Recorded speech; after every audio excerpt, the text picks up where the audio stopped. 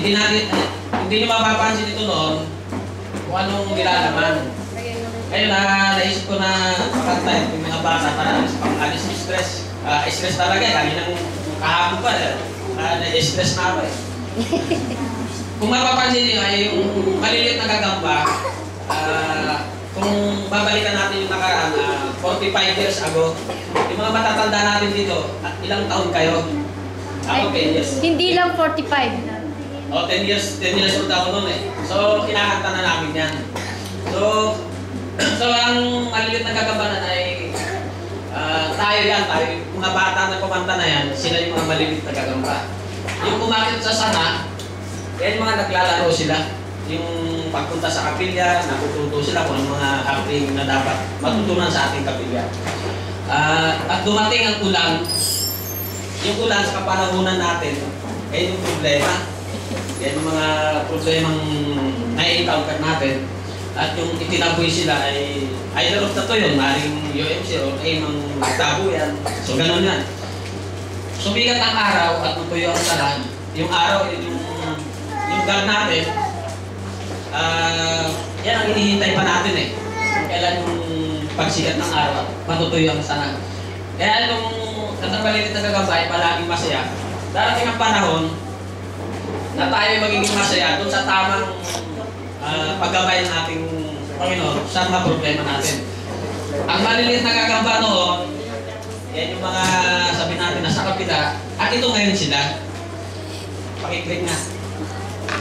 Ang maliliit na gagamba ay ito na sila ngayon. Mga tarantula na sila. Yun. Kaya huwag natin hintayin yung mga bata natin na maging tarantula. Yun. So yun ang kwento ng ang maliliit na gagamba. Magsisimula na tayo sa pinaka-forum proper. Ito yung phase 1. Ano ba yung layunin ng forum natin?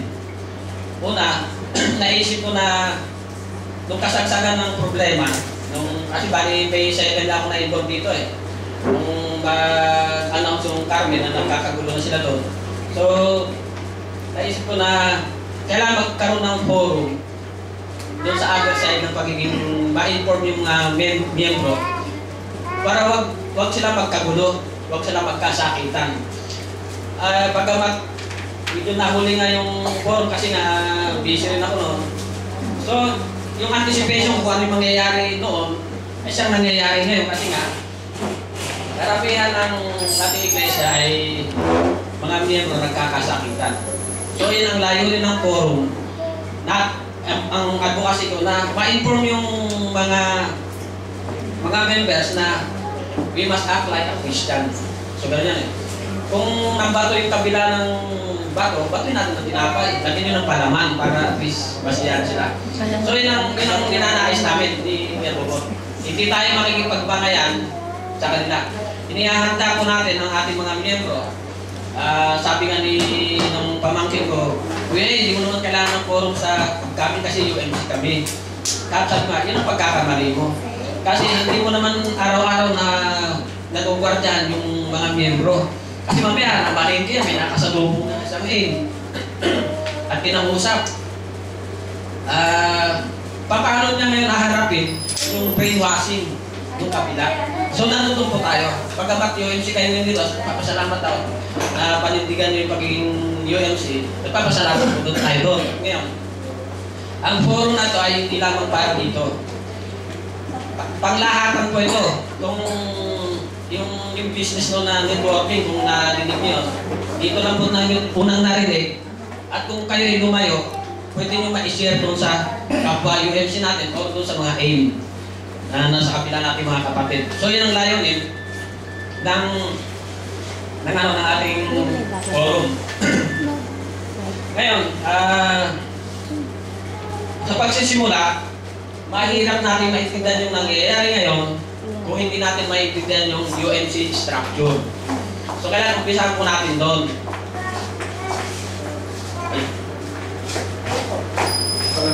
Ito.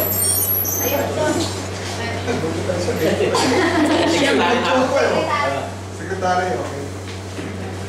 So kailangan ma-umpisa natin yung structure ng ating church. bilang mga laiko, alam pa ninyo yung function ninyo. Ano pa yung mga gawain na dapat gampanan ng isang laiko? Bakit maraming mga laiko ang nakigulo sa issue? Yun yun eh, kailangan maihanda natin ang bawat mga laiko. Kung ako bilang laiko, ano ba ang katungkulan ko? Ano ba ang dapat na gawin pagdating ng problema? So ganito po yan, umpisa na po natin sa UNC structure. Hoy, alam naman natin na ang General Conference, yan yung pinakamataas sa atin. Baka mag-quick ka. Ito yung nasa USA. Pagkatapos ng General Conference, yan yung Jurisdictional Conference. Okay? Pagkatapos yan ay yung Philippine Central Conference, Annual Conference. Dito nagsanga-sanga na yan. Isa na dyan yung ating West Pact.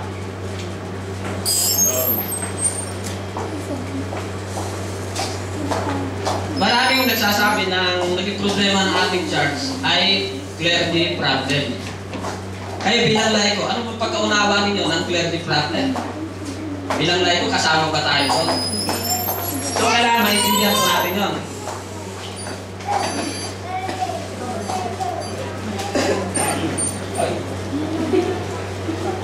Ang bishop,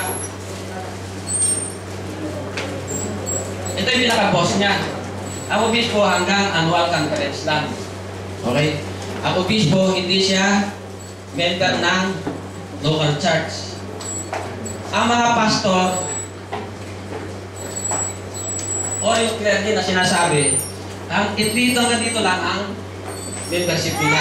Never silang member ng local church. Yun ang may sindihan ninyo. Ngayon, dito sa annual conference, mayroon tayo dyan district. Diba? Tapos, yung church conference or yung local church. Local church. Local. Yun.